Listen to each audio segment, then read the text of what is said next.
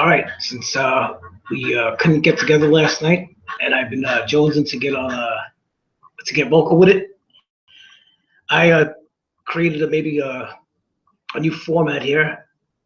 Since we can't do a group chat or me and Jimmy doing our normal show.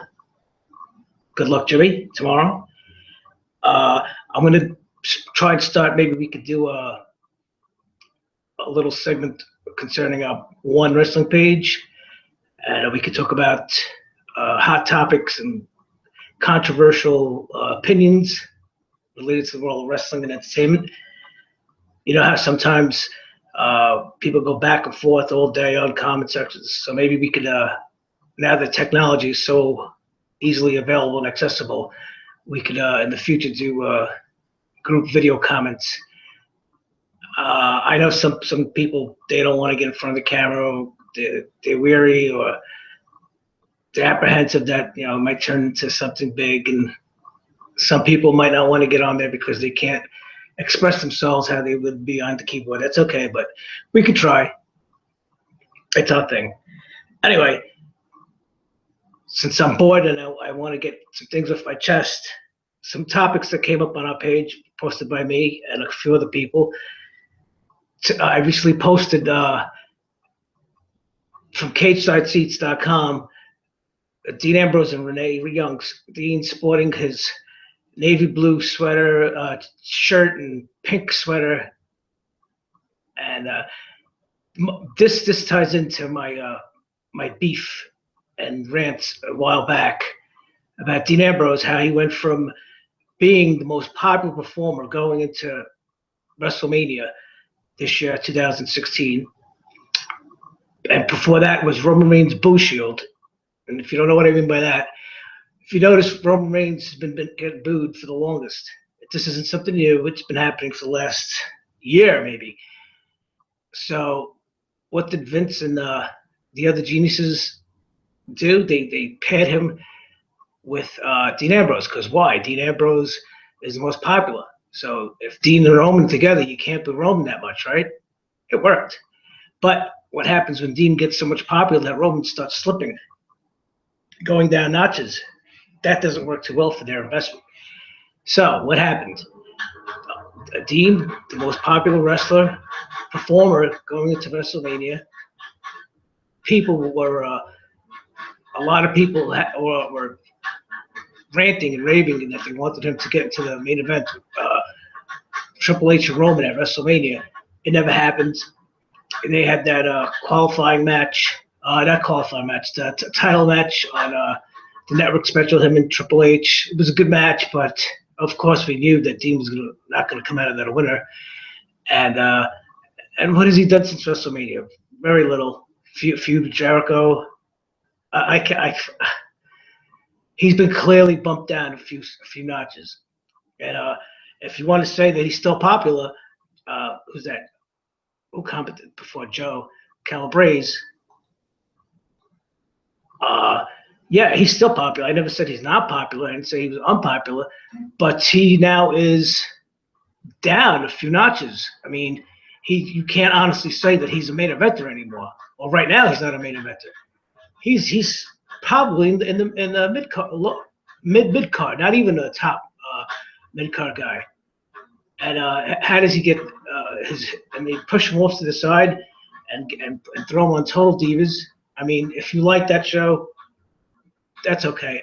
I've watched maybe 10 seconds of that show. I know when you see a reality show, once you see one, you see them all. I wouldn't even want to watch it because even though it is a scripted show, I don't want to see those characters be acting out of character, even though it's still scripted. I can't suspend my disbelief that much when I see him on a WWE program wrestling. No, I can't. I'm not into TV that much that I need to see them on a reality show. I thought WWE was the reality era and was the reality show. But anyways, yeah, Dean Ambrose pushed off to Divas, Total Divas, and you still say he's popular. Yeah, he might still be popular, but honestly, Is he in the same status today as he was in March? No, you can't say that. And then you could come back and say, well, Frank, they still have confidence in him, and he's lucky to be on Total Divas. Okay, so what? He gets an acting credit, and he has a few acting credits. They put him in a movie before under his real name, Jonathan Good. I think that's his name. And but come on, what is he? What is he? At the end of the day, he's a wrestler or a sports entertainer, or whatever you want to call him. He's a wrestler. We watch him because of his wrestling matches, not because of his acting, not because of his reality shows. No. So he's not. He has clearly been bumped down. You could even say buried. Buried doesn't mean that you're buried into oblivion. It means you're just taking that a few notches while other people are elevated. All right, moving next is the TNA promo with Matt and Jeff Hardy, which I watched it, and it's been getting a lot of people have been calling it the worst promo they've ever seen. It wasn't good. Was it the worst? I've seen worse. We've seen much worse in WWE and in wrestling. My point is that at least TNA, who has been on life support for the last 2-3 years, if it wasn't for Dixie Carter's dad's deep pockets, they would have been out of business a long time ago. But TNA, who doesn't have a bag to piss in, at least they try different things. Maybe, I mean, yeah, this is not that promo was not a difference where we've never seen anything like that. But at least they're going outside of the studio of the arena and filming something. It's at this point, it was a little refreshing to see that, even though I don't know what the hell kind of character Matt Hardy was portraying, and Jeff Hardy was zooming around. They filmed him zooming around Matt Hardy's property on his bike, dirt bike, and they had Matt's wife running out of there with the baby, and then at the end she comes and throws a baby doll at him, and Matt pushes him, puts him through a round wooden table, coffee table, whatever that was, which was clearly gimmicked from the beginning. It fell apart like a deck of cards. But my point was, at least they're trying. When was the last time we saw WWE film something outside the arena that was entertaining? Dean Ambrose overlooking Cincinnati, Ohio, his hometown. Wow, that was really great. Or a couple years back when Raw was in Brooklyn, Barclays Center. They filmed Dean Ambrose going throughout New York City on the subway.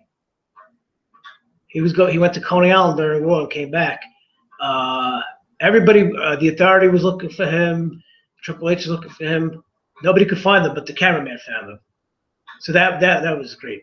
Good continuation on creative's part there. But my point was, at least TNA is trying. I mean, it would be so much refreshing if WWE could do something like that. Anything, just go outside the arena, do something. But you know what? You know why they won't do it, in my honest opinion? Because it'll put somebody over.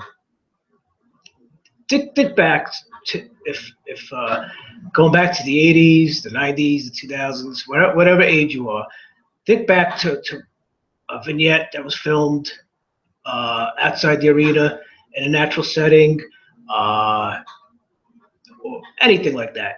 A segment. Yeah, some of them are really stinkers, but some of them are really good. They're entertaining. Why? Because they're refreshing.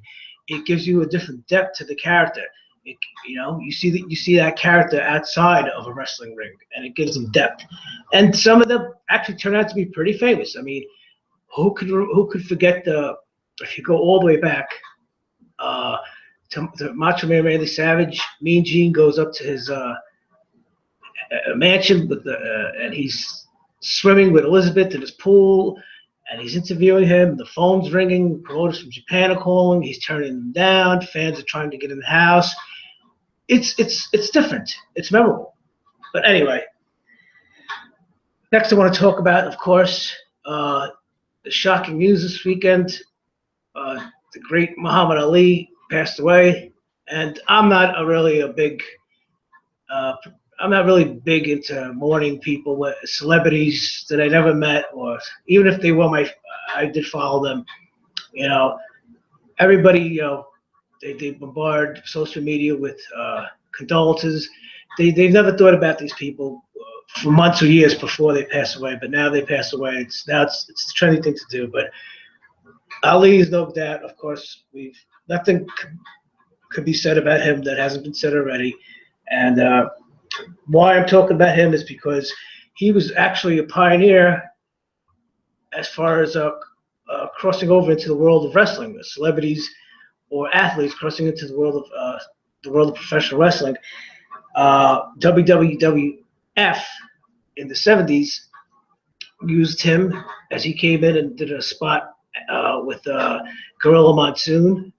If you go YouTube that, he comes in and challenges Gorilla Monsoon. Yes, Gorilla Monsoon was a very large wrestler before he was an announcer, and of course, he had an actual match in Japan against the great Antonio Inoki. If you watch that, imagine today that happening. Somebody, an athlete who's in their prime, not only athletically but in popularity. I mean, Ali at that time was one of the most popular athletes, if not the most popular athletes in the world. And he goes in and has a match in Japan against Inoki. He does a spot in WWF against Gorilla Monsoon. I mean, wow. I mean, I wouldn't even know who the most popular athlete today is. Let's just say LeBron James coming in and doing an angle against Rusev. You know, that's what it'd be like. But anyway, rest in peace to Muhammad Ali. Oh yeah, and he was a special guest referee at the first WrestleMania. And there was some funny stories how they were afraid. Pat Patterson said he was afraid that. Actually, Pat Patterson said that Ali was supposed to be originally written in to be the special guest referee inside the ring, as you know. But Pat Patterson, maybe he wormed his way into that. He told Vince that he was scared that Ali wasn't going to go off script and challenge some of the wrestlers like Piper and Orndorff. So Vince obliged and changed it and made Pat Patterson the special guest referee inside the ring, and put Ali as the special enforcer referee outside the ring. So that's an interesting little story. Next, I think I'm going to close with this. Although this isn't right away off the bat, it's not a wrestling topic, but it does relate back to wrestling. And I posted the other day, Judd Apatow, the director of Ghostbusters this year, came out and said, because the new Ghostbusters reboot has been getting lousy reviews, and he comes out and he says, as a matter of fact, I'll read it to you, that he would assume there's a very large crossover of people who are doubtful Ghostbusters will be great and people excited about the Donald Trump candidacy. I would assume that they are the exact same people. So basically, he's saying, if you hate that movie, it's because you're a Trump supporter, which means you're a racist, you're anti-woman, you're Islamophobe, and you're just you're a total despicable person. So he correlates anybody who gives a bad review to his movie, which if you go look at the trailer, it's fucking garbage. It sucks. He says this movie is made by the great Paul Feig, Feig, Feig, I don't know how to pronounce that, and stars the funniest people on earth. Oh wow, really? I didn't know Eddie Murphy or Kevin Hart were in the movie, or really? I didn't know that. Oh, you know who's in the movie? Kristen Wiig, Melissa McCarthy, Kate McKinnon, Leslie Jones. Those are the 4 stars. They're the Ghostbusters. Yes, they are all women. I could see that. Wow. But are they the funniest? I don't think so. I've never even seen half these people. They're mid-tier SNL cast members. But anyway, you're saying, Frank, why are you ranting for? Because this is the same garbage that I've been ranting on, and a lot of people have been ranting on, when the WWE tells you, oh, you don't like Raw because you're an IWC fan, or you don't like Roman Reigns because you're an IWC, or you don't like Cena because you're an internet wrestling community fan. Oh, only men who are disappointed in their lives boo Roman Reigns. No, we boo because you suck. We boo because it's painful to watch every week. Your promos are garbage. It's cringeworthy at times to see Cena and Roman Reigns being put over shamelessly time and time again while they're very popular stars that we like. That's why we boo. No other reason. And that's why people are already throwing up at the idea of actually going to have to sit through an hour and a half of watching the new Ghostbusters reboot, which, by the way, I love the original movie back in 1984, 85. The second one, a few years later, 89, it was okay. The first one was great.